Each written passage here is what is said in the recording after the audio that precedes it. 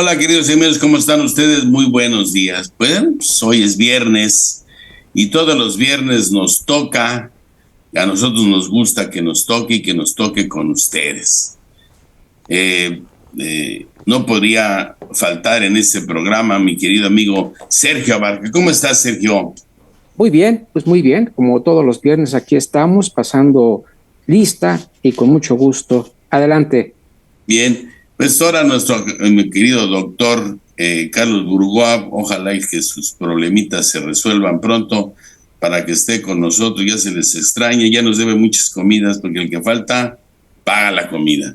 Y bueno, por favor, nunca, jamás en este mundo, en esta vida, podría faltar en este programa mi querido amigo Francisco Javier Martínez Ibáñez, mejor conocido como Panchito. Panchito, ¿cómo estás, amigo? Excelentemente bien, mi querido maestro. No también como usted, que anda ahí en Puerto Vallarta rascándose no sé qué partes del cuerpo. Pero bueno, la envidia es de comentario de puritita envidia. No, pues alguien tiene que trabajar acá. Pues ahora me tocó trabajar acá en Puerto Vallarta en la convención de la Asociación Mexicana de Contadores Públicos, pero no por eso falto a mis obligaciones, que es un placer estar con ustedes.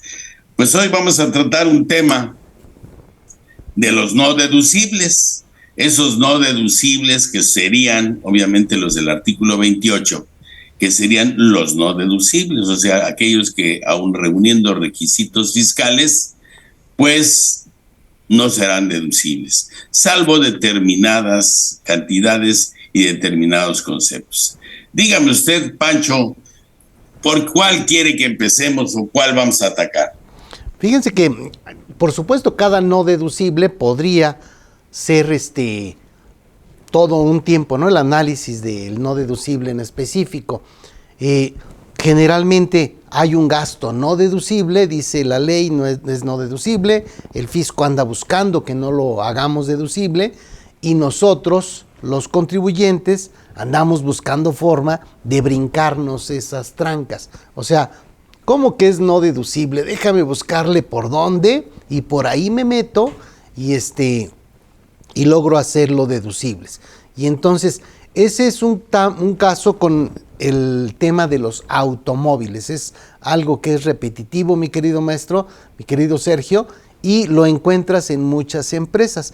Recordemos que la deducción fiscal de automóviles, no de camionetas o de equipo de carga, sino de automóviles, está limitado en la ley del impuesto sobre la renta a que el automóvil es deducible hasta 175,000 pesos cuando es de combustión interna o hasta 250,000 cuando es eléctrico o híbrido. Y eso quiere decir que la deducción que puedes hacer es de 43,750 cada año porque lo tienes que deducir en 4 años. O sea, vas a deducir solo 175,000 dividido en 4 años, 43,750. Lo que ha ocurrido es que hay otra opción, renta el vehículo. Oye, si rento el vehículo hay otra limitante. Hay otra limitante en la que decimos, oye, si rentas el vehículo de combustión es 200 pesos diarios de límite o 250 pesos diarios de límite si es eléctrico o si es híbrido. Eso nos lleva a tener una limitante, una deducción de 72,000 o 91,000. Ahí, en deducción fiscal me conviene mucho más rentar que depreciar o que deducir en la parte de deducción de inversiones. Y aquí hay un chorro de broncas. En la misma proporción que sea deducible el auto o la renta del auto que estamos tomando para nuestro servicio, debe ser estrictamente indispensable y además en la misma proporción es deducibles todos los gastos adicionales y además la parte de el IVA es acreditable también hasta ese punto. Ese es el trompo que traemos en la uña, mi querido maestro. Fíjense que, son 6,000 pesos al mes. De alguna forma, eso nos puede ayudar mucho a poder porcentar un automóvil leasing con opción a compra, si así lo quieran, o cualquier otro concepto que podamos utilizar ahí. La parte importante una de las partes importantes es la contabilización de esto. ¿De acuerdo? ¿Y cómo podríamos saber cómo contabilizar si es con derecho a compra o es sin derecho a compra esta parte de contrato, Sergio? Bueno, a ver, es que son dos cosas diferentes. Si hablas de lo que estamos haciendo mención, de lo que es un contrato de arrendamiento, pues digo, esto se da hasta el final. Entonces, tú durante el tiempo que tienes el contrato... Sergio, ¿de arrendamiento puro o de arrendamiento financiero? O de arrendamiento leasing. Que sería un poco... Bueno, sí, cierto, es como arrendamiento puro, lo están llevando el leasing. Ajá.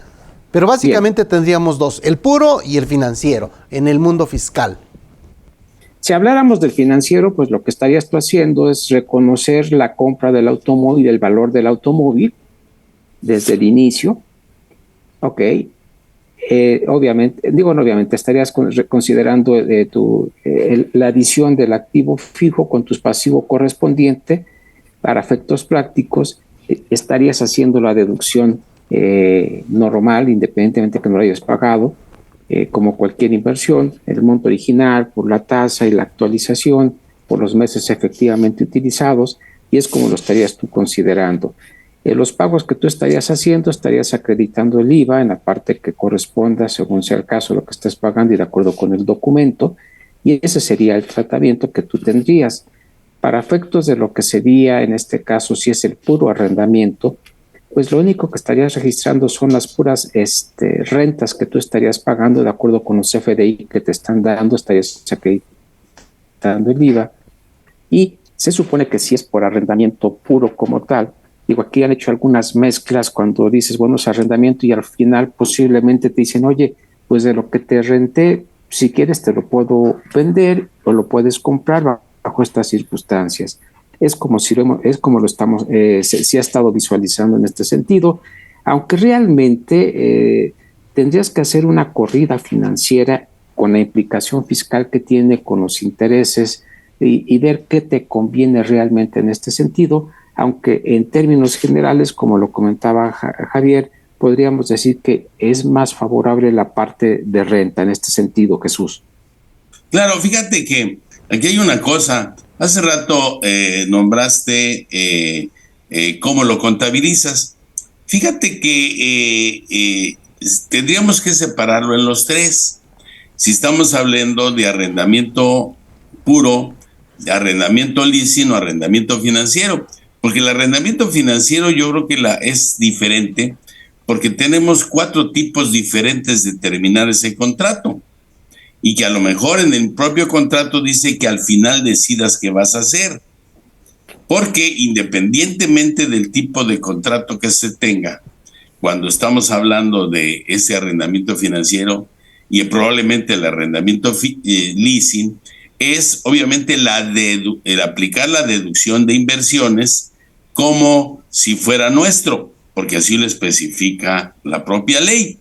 Pero no, si yo al final no sé si lo voy a seguir rentando, lo voy a regresar, lo voy a adquirir o se lo voy a que la arrendadora lo venda a un tercero y que me convide de ese ingreso que tenga con el tercero, porque ahí tendríamos que ver cómo vamos a contabilizar, depende del contrato.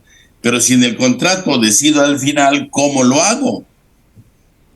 Sí, esas formas de terminar el contrato, mi querido maestro, actualmente también se las meten ya en arrendamiento puro. O sea... Perdón, ¿qué? ¿A ti qué te pasa? Las marca el contrato, ¿verdad? Sí, pero porque haz de cuenta... Yo oí eso de que las meten, yo no, eso sí no me sí. Queda claro. Muy bien, ahorita le aclaramos algo, mi querido maestro, va. Si tenemos un contrato de arrendamiento puro, también tienen las opciones de poner que al final del contrato te vendo el vehículo en determinada cantidad, ¿no? Que puede ser muy por debajo del mercado en muchos casos, lo cual suena raro, ¿verdad? Pero El tema es que el modelo de negocio fiscalmente suena bien. O sea, oye, ¿por qué me estás vendiendo un automóvil barato cuando me lo rentaste durante tanto tiempo? Porque eso parece arrendamiento financiero. Pero en arrendamiento financiero te piden que venga la tasa de interés, y si en el contrato de arrendamiento puro no viene la tasa de interés, ya no es arrendamiento financiero. Digamos como en el ejemplo, mi querido maestro, de las impresoras, ¿no? Oye, te vendo una impresora muy barata y voy a perder con la impresora, pero después al estarte vendiendo los insumos, ahí es donde gano. Sería como un plan de negocio y eso sería un tanto válido. Sí, pero la contabilización tendríamos que saber cómo va a ser, porque no podríamos poner como eso, como sería como una cuenta por cobrar, sería como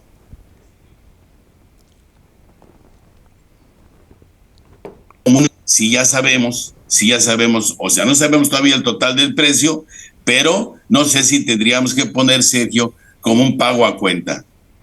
Aunque vale gorro lo contable, mi querido maestro, aquí el PEX es fiscal. No. O sea, ¿qué Oiga, PEX espéreme. con lo fiscal? No, porque, fíjese bien, mi querido maestro, el tema es que se están pasando de listos. O sea, al último lo que nosotros decimos, oye, ¿sabes qué? Hay que hacer trampa para que todo sea deducible.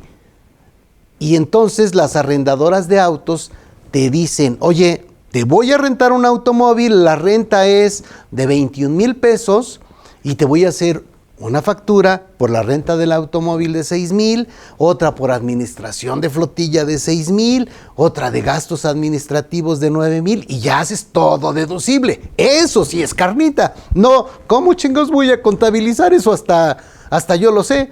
No, ¿qué pex con esta bronca? No. Porque la gente está pensando que el SAT se chupa el dedo y ya está dándonos en la torre con eso. Pero fíjate, no, aquí es importante cómo iniciamos y a qué lo vamos a enfocar. Porque si estamos hablando de rentar un auto y que son 6,000 pesos lo que puedo yo de alguna forma deducir hasta el límite de 175,000 pesos, mayor ya sería la proporción de la cual estabas hablando, muy diferente a lo que sería la posibilidad, en el caso de arrendamiento financiero, la posibilidad de que lo adquiera, no lo adquiera, lo regrese, etcétera. Porque en arrendamiento financiero me dice que lo tengo que deducir aplicando los porcientos de deducción. Y en el arrendamiento no, es un gasto. Entonces, sí es importante y no me haces favor que en mi presencia no vayas a menospreciar la contabilización que es la que hace Sergio, por favor. Te lo voy a suplicar. Y no únicamente eso, no únicamente tiene que estar debidamente registrado en contabilidad para que la partida sea deducible, ¿estás de acuerdo? Ahora, aquí, como lo plantea Javier, el decir, oye, ¿cómo lo estarías planteando? Hacer trampa, estás simulando una renta, la estás segregando en 3 conceptos para cambiarlo. Bueno, estás hablando ya de conceptos que es completamente diferentes y que de alguna forma tienen un riesgo que estés trabajándolo de esa forma, porque lo que estaríamos diciendo, oye, pues ¿dónde está la razón de negocio? ¿Dónde está lo que sería? ¿Cómo es posible que pagas una cantidad similar o igual por lo que es la compra del automóvil y otra cantidad correspondiente? Digo, yo creo que aquí habría que tener claro de qué estamos haciendo. Si estás hablando yo lo entiendo como lo estás planteando como una, no simulación, sino estás haciendo una mezcla de conceptos con esta finalidad, cuando de fondo sabemos que lo que estás pagando es la renta del automóvil, así lo siento yo. Ahora compra. Ahora, ¿tú crees que eso pase? Ay, bueno, en este país pasan muchas cosas definitivamente y por supuesto hay quien tiene esa característica, pero está claro que considero que hay cierto riesgo en lo que estamos comentando. No sé cómo lo vean ustedes. No, nuestros empresarios, y la verdad, al poner este tema, sí es importante que, aunque lo podamos discutir desde es importante que la decisión la toma el empresario, y que muchas veces está mal informado por los propios vendedores o arrendadores de automóviles, porque les venden ideas que no son las más adecuadas. Ahora, tenemos un contrato, obviamente, escrito, y además podríamos tener un contrato verbal, pero aquí sí la contabilización de un gasto o con la contabilización de arrendamiento financiero, si yo lo voy a comprar al final o lo voy a seguir rentando, sí es importante cómo lo voy a contabilizar, porque recordemos que el acuerdo de voluntades viene a partir de lo que sería un CFDI, de ese CFDI una contabilización y de ahí sus efectos fiscales. Entonces, el inicio del contrato es, yo creo que lo más importante, independientemente que puedas hacer una elusión de ponerle otros gastos adicionales, que la autoridad es muy fácil que lo pueda detectar, no sé lo que piensen. En este caso, si pensamos del tamaño del animal, o sea, fíjense, un automóvil de 175,000 pesos sería un automóvil austero, a lo mejor hasta ni esos ya valen 175,000, pero ese automóvil tendría todo al 100% deducible, los gastos, el seguro, la gasolina, el mantenimiento. Pero ya un automóvil de 300,000 pesos ya tiene un tema donde es deducible hasta el 42%. Un automóvil de 550,000 pesos, más IVA, es antes sin IVA, ya tiene una deducción, una parte no deducible del 68%. Digamos entonces que si yo compro un automóvil de 1,000,000 de pesos, es muy probable que la deducción que estoy haciendo se va convirtiendo en una bola de nieve. Ahora, si yo estoy pensando que llega alguien de una arrendadora y me dice, no, güey, aquí te voy a dar este contrato más este otro, y ya todo es deducible. Tú dices, a ver, está bien, te la compro, pero yo como empresario debiera saber de qué tamaño es el animal. Oye, si hago lo que tú me dices, ¿cuánto se está evadiendo? No se está evadiendo, se están buscando cosas que vienen en ley. Bueno, los choros que ustedes quieran, pero este tema no es un tema sencillo, es un tema que está ocurriendo hasta en las mejores familias. Aquí ya decidí que voy a hacer todo deducible cuando era deducible solo una pequeña parte, y entonces eventualmente estoy haciendo una evasión fiscal por una cantidad importante por cada automóvil, dependiendo del valor del auto.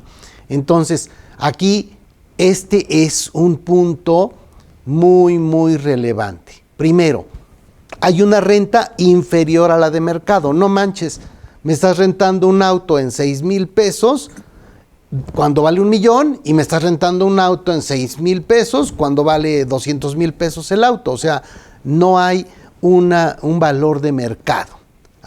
Aquí pudiera decir la arrendadora, oye, está bien, mi modelo de negocio, al final del camino gano, etcétera. Ok, pero hay varios problemas y aquí es donde tendríamos que tener mucho cuidado. A la arrendadora le están diciendo, a ver, tú estás cobrando estás mandando 2 facturas por administración de flotilla y por gastos administrativos. Quiero la materialidad de esos ingresos. ¿Cómo? Sí. Bueno, sí, facturaste servicios, facturaste gastos. Dime con qué personal hiciste eso que estás cobrando. Ah, ¿verdad? Y entonces con la materialidad pudieran convertirme a la arrendadora en un EFO. Y entonces ya le pusieron en la torre a todos los clientes con un solo tiro de como un screwball, ¿no? Como de Valenzuela, una cosa así. Se convierte ya en un tema muy, muy relevante que debiéramos tomar en cuenta. Fíjate, aquí es muy importante, o sea, ¿cuál va a ser el valor del auto que vas a comprar para poder deducirlo? 1,000,000, vale 1,000,000, el auto vale 1,000,000, con ese ejemplo. Por eso, el auto vale 1,000,000. Pues entonces, para poderlo deducir dentro de un marco fiscal, tendríamos que hablar del arrendamiento financiero. ¿Y por qué?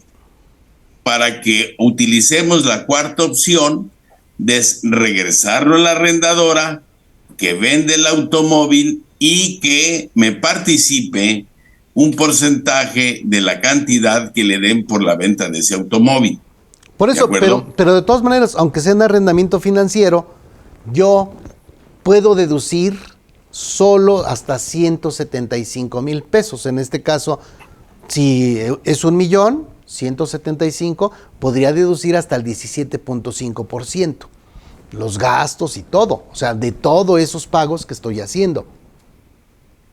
No, yo creo que en el caso del arrendamiento de un automóvil, si es por arrendamiento financiero, me habla de que yo lo voy a deducir aplicando los porcientos de deducción.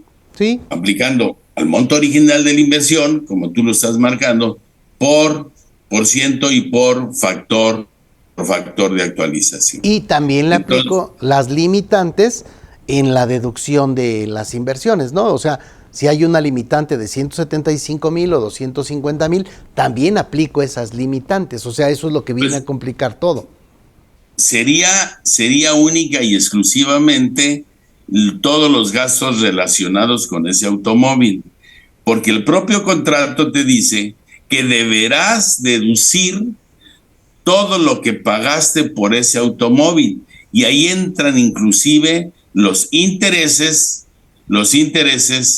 o el ajuste por inflación de los intereses que no pudiste deducir. No, pero solo los vas a deducir en la proporción que representen los 175,000 pesos, mi querido maestro. Dice que todo lo que pagaste. No, ya la regó, mi querido maestro, y eso sí es relevante. Hay que ahorita lo revisamos en ley.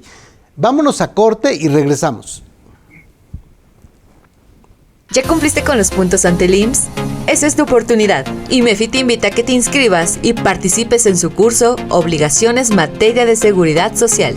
No te pierdas esta gran oportunidad de mantenerte actualizado en temas como informativas de contrato de subcontratación laboral, reformas a las reglas para el otorgamiento de créditos Infonavit, nuevos lineamientos para delegaciones regionales del Infonavit, cambios a la opinión de cumplimiento 32D del IMSS, entre otros temas. Aparta tu lugar y capacítate con nuestros mejores especialistas en el tema solo en IMEFI. Para mayor información, contáctanos a través de nuestro número telefónico 5581 54 74 37 o al correo cursos@imefi.com.mx. Sabemos que las auditorías físicas del SAT pasaron a la historia. Ahora se llaman invitaciones del SAT y para ello el contribuyente requiere tener listo su expediente fiscal. IMEFI te invita a su curso, Integrar un expediente fiscal. Algunos de los puntos que trataremos son cómo realizar la reimpresión de acuses del RFC, consultas de declaraciones, consulta de adeudos fiscales, devoluciones y compensaciones, seguimiento de trámites y requerimientos, consulta de CFDIs emitidos y recibidos, entre otros temas. Aparta tu lugar y capacítate con nuestros mejores especialistas en el tema solo en IMEFI. Para mayor información, contáctanos a través de nuestro número telefónico 5581 54 74 37 o al correo cursos@imefi.com.mx. Queridos amigos y colegas, es un placer saludarles y en esta ocasión los quiero invitar al curso que tendremos y que estaremos impartiendo en este mes de octubre denominado Cruces y Conciliación de CFDI por invitaciones del SAT. Recordemos que el pan nuestro de cada día están siendo estas invitaciones del SAT que a un inicio nos ponían a temblar y que hoy en día nos ponen a trabajar. Veremos en qué consiste este dichoso programa de vigilancia profunda, que en este sí tendríamos que ponernos a temblar, y cuál es la diferencia entre una invitación, un requerimiento o vigilancia profunda, cómo atenderlos y por supuesto cómo evitar estos dolores de cabeza, porque se pueden evitar a través de la correcta emisión de los CFDIs. Así es que yo los espero este mes, no se lo pierdan.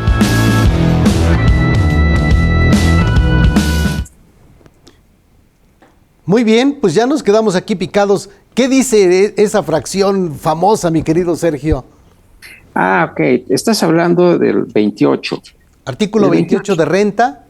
Sí, y estás haciendo mención a que hace referencia que en los gastos adicionales que tú tengas vas a pagarlo son deducibles únicamente en la parte que corresponde al monto original de la inversión, la parte deducible. Lo que exceda va a ser no deducible. Es a lo que hace referencia. ¿Cómo dice pero qué fracción es? Ok, ahora sí, déjame 28, aquí ya estoy en el 28. Fracción 2, ¿no? Fracción 2, efectivamente. Dice, los gastos e inversiones en la proporción que representen los ingresos exentos respecto del total de ingresos del contribuyente. Los gastos que se realicen en relación con las inversiones que no sean deducibles conforme a este capítulo. En este caso, en el caso de automóviles y aviones, se podrán deducir en la proporción que representen el monto original de la inversión deducible a que se refiere el artículo 36 de esta ley, respecto del valor de adquisición de los mismos. Es a lo que hace referencia. De la proporción Javier. De los gastos. Y en el 36 fracción 2 nos dicen, oye, hay una límite de deducción de automóviles.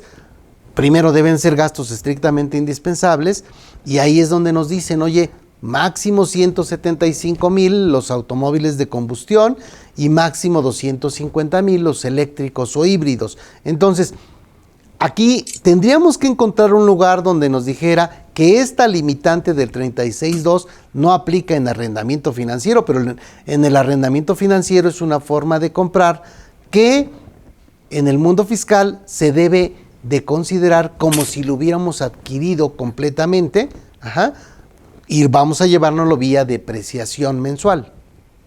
Ese es en el mundo fiscal y en el mundo contable también, Javier. Sí. El tratamiento es igual, efectivamente, en ese sentido. Ahora, yo creo que hablar de automóviles en este momento, primero, una de las partes que veo yo ya poco práctica y cierta y real en lo que es la ley de renta es el monto que te han puesto para poderlos deducir. Número uno.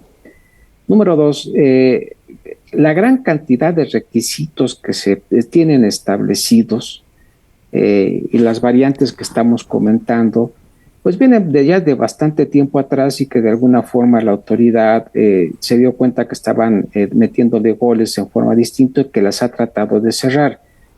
Pero considero que en este momento estas disposiciones tendrían que reestructurarse y tendrían que ser más flexibles en el sentido real para lo que estamos comentando. Porque, por supuesto, hablar de 175,000 pesos, independientemente de la versión que puedan tener algunas gentes de deducir, hay quien dice que es todo el año y cuestiones de ese tipo, diferentes versiones, digo, me parece una cantidad para lo que son el costo de los automóviles, pues por supuesto, en este momento me parece ya una cantidad que se quedó corta en este sentido. No la han actualizado, es el problema. Estás hablando de que más el IVA son 203,000 pesos. O sea, realmente podríamos tener un tipo de auto con aire acondicionado de que abres la ventana, porque no creo que te lo puedan rentar si es automático, si es con vidrios eléctricos y todo, o sea, con todas las características de comodidad como se debe utilizar, pues se queda corto, ¿de acuerdo? Inclusive no hay autos eléctricos o híbridos de esa cantidad. O sea, si de verdad quiere la autoridad que se cumpla esto y que sea algo normal, pues lo tenemos que obligar. Y lo que se le olvida también a nuestras autoridades es que eso que rebasa los 175,000 pesos para los trabajadores del erario público, ¿sí me explico? Se debe de acumular la depreciación mensual dividida en 12 para lo que es su salario. Y yo quisiera ver si de veras se está utilizando, porque no nada más son los autos que utiliza el Ejecutivo, sino son sus escoltas y todos los autos que están relacionados con él. Entonces, eso de que me digan a mí que ciertas personas no deben de ganar más de quienes están pesando ustedes, es una falacia, porque todo eso que se le da para ellos es salario. El vivir en un castillo, ¿sí me explico? Es una renta muy alta que se le debe de sumar a su salario y se le debe de retener. Ahora, entonces, ¿cuánto está ganando esta persona con todo lo que utiliza, que es aparte de su salario, porque así lo establece la ley, ¿no? Aunque la ley del impuesto sobre la renta tiene los ingresos en servicios en el caso de automóviles, ¿no? En los otros casos no. Ese... Sí, no incluye... No, de todo lo que es salario. Uh-huh. O sea, ¿qué es salario? Salario es todo lo que se le da al trabajador por su trabajo. Y vivir en un castillo no es una herramienta de trabajo. Ese no necesita. Uh-huh. Eso no es herramienta de trabajo. Bueno, aquí el tema es, y algo que yo quisiera seguir recalcando es, si alguien está comprando los automóviles con esta trampa donde decimos, oye, dame la factura de la renta por 6,000, dame administración de flotilla por otros 6,000, dame los gastos una factura de servicios administrativos por 9,000 y ya están los 21,000 que vale la renta mensual, considerando que fuera un auto mucho más alto. Ahí tenemos varias broncas. Uno, la arrendadora de autos tiene un problema de materialidad porque está cobrando servicios de los cuales no tiene personas para prestarlos. Ajá, para prestarlos. En el caso de la empresa también es lo mismo.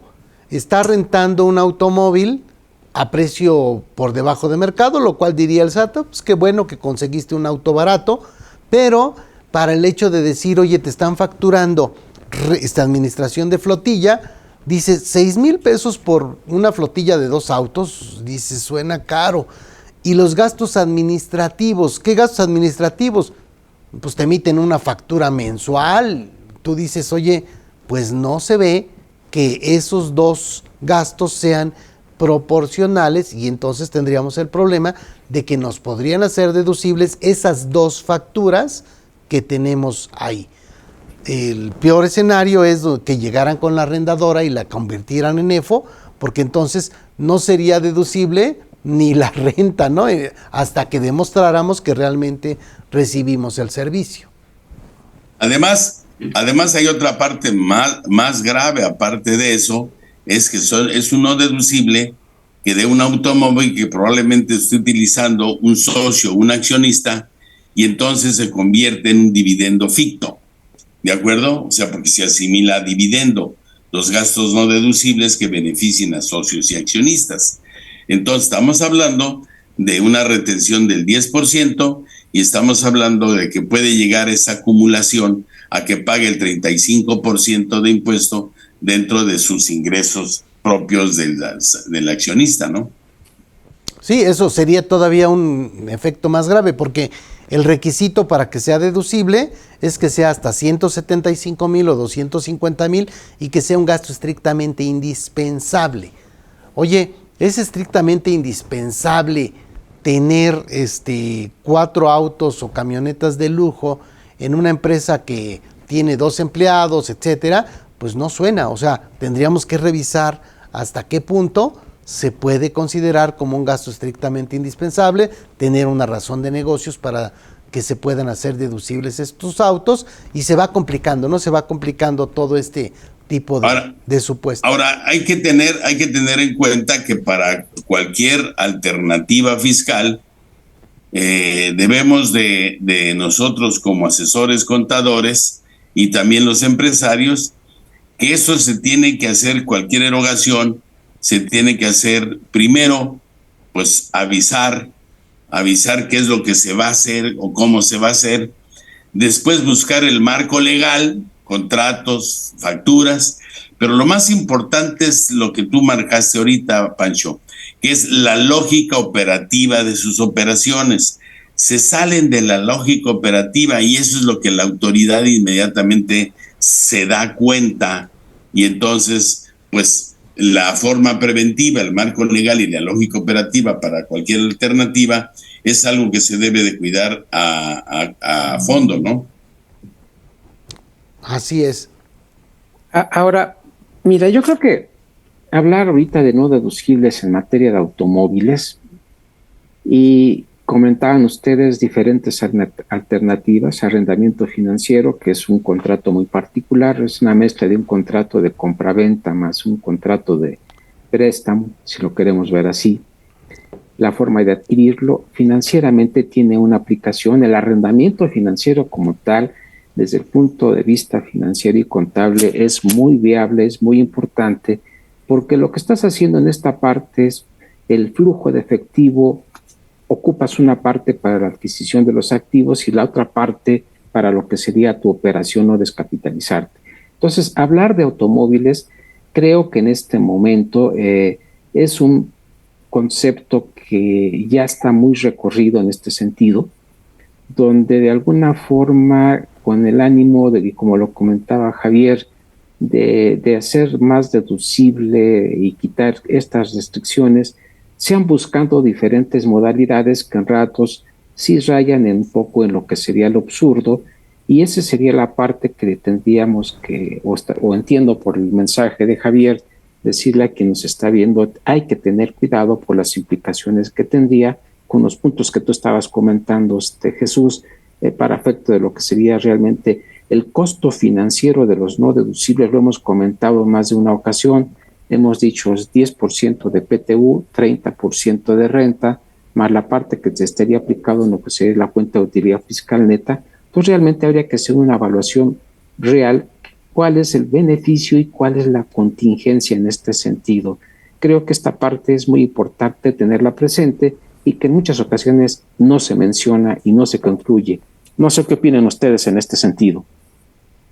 Bueno, la verdad es que es algo muy común, como lo estaba diciendo Pancho, de que traten de alguna forma algunos empresarios o algunos asesores de buscar algo fuera de la lógica operativa de la operación y lo compre el empresario porque lo quiere comprar. O sea, definitivamente si le venden algo o si él quiere, le venden lo que él quiere oír, pues lo va a comprar, ¿de acuerdo? Lo que estábamos platicando y la importancia del tema del día de hoy es que es algo extraordinariamente común y que es muy fácil que la autoridad lo detecte y que pueda tener problemas con un dividendo, en caso de un socio, con un dividendo ficto que aparte empeora la situación, ¿no? Muy bien. Perdón, adelante, Sergio. No, oye, Javier, y particularmente en este tema, en la práctica que has estado viendo en auditoría, en las que tienes en estos periodos, ¿sigues encontrando este tipo de problema o ya es menos a lo que había antes? Porque de alguna forma, con toda esta parte económica, una de las que sí sintieron mucho el problema de pandemia y caída de mercado es la parte automotriz, aunque ahorita está creciendo y viene un mercado diferente para lo que son los autos eléctricos. Pero hablando del problema que has estado planteando, en tu punto de vista, ¿lo sigues visualizando igual o se ha incrementado o menor en este caso en tu práctica profesional? No sabría así decir un número, oye, se está incrementando, no. Lo que sí es que es una práctica muy generalizada. Y ahora que ya está volteando el SAT a revisar vía materialidad de tener esta práctica, pues sí puede causarnos una contingencia de los últimos 5 años, O sea, sí sería un terrible tema en el que tendríamos que saber, oye, ¿qué crees? Tengo estos pecados. Bueno, habrá que por lo menos echarle un número para ver qué es o cuánto pudiera ser no deducible que hicimos deducible con base en supuestos que no tienen materialidad.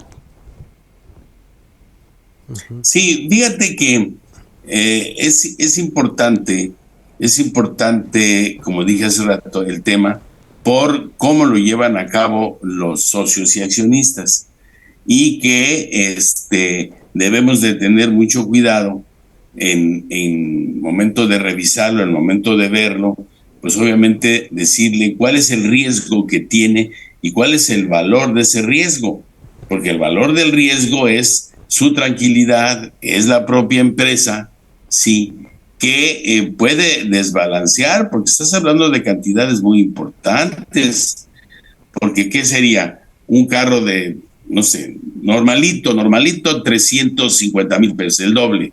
Pero ya estás hablando del 50% de no deducibles que van a jugar como un dividendo y que no lo está contemplando el accionista, ¿no?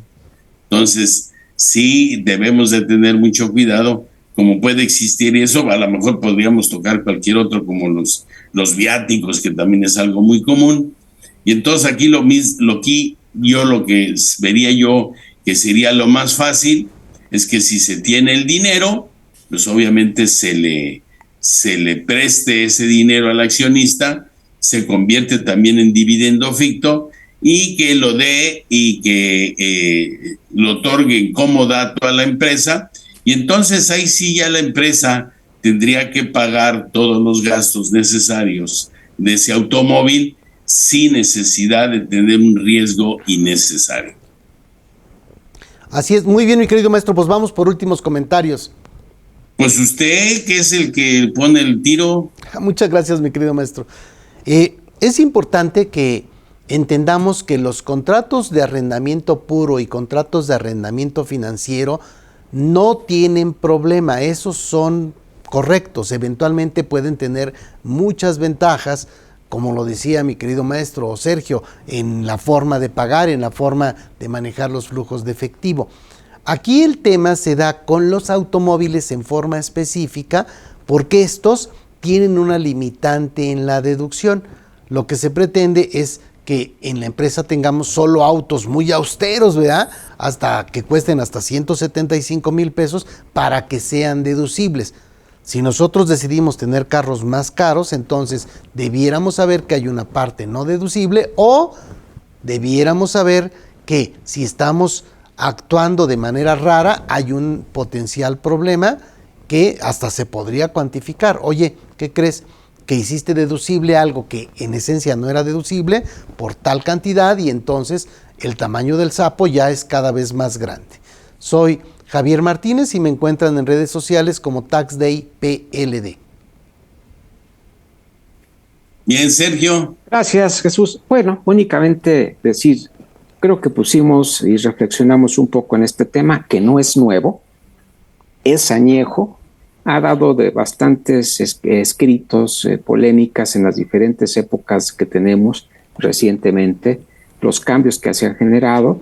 Sí pintamos que una de las actualizaciones que se tiene que hacer es en el monto original de la inversión, el límite. Esto ya está bastante atrás.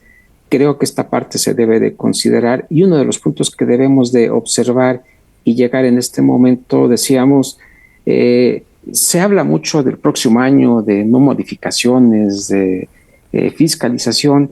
Yo diría, oye, tienes que ver tu parte interna y decir en este momento, y como opinión desde el punto de vista personal, profesional, decir la parte fiscal y la parte financiera en la empresa la tenemos que superar, y no solo superar, tenemos que ser excelentes, quitar contingencias, y ante la circunstancia que estamos viviendo, bien o mal, las que nos hemos puesto y tenemos que observar, tenemos que librarla, y tenemos que librarla bien, lo cual sigue poniendo los controles internos de muchas empresas y muchos lugares, lo que puede ser vulnerable, y eso tendríamos que estar cuidando, y este sería un tema. Bien, agradezco la atención, y a mí me encuentran en fiscosat-2010@hotmail.com. Adelante, Jesús. Bien, bueno, agradecemos a Mercedes Garduño, a Milla y Arufe Asociados, a José Leal y a todos los que se conectaron con nosotros. Yo creo que ya discutimos, platicamos todo lo que podríamos o no hacer. Hay que tener muchísimo cuidado. Esto va dirigido a los asesores, a los arrendadores, a una serie de personas que venden cosas que habría que analizar que acepten. A mí me encuentran en millarufe@yahoo.com.mx y en redes sociales en Arisbe Corporativo Jurídico Fiscal. Y nos despedimos de ustedes. Ojalá y mi querido amigo el doctor Carlos Burgoa acaba de resolver sus problemas que tiene con objeto que esté con nosotros, porque es importante siempre su comentario. Sí, no se les olvide, mi querido que maestro, nos vuelva a tocar.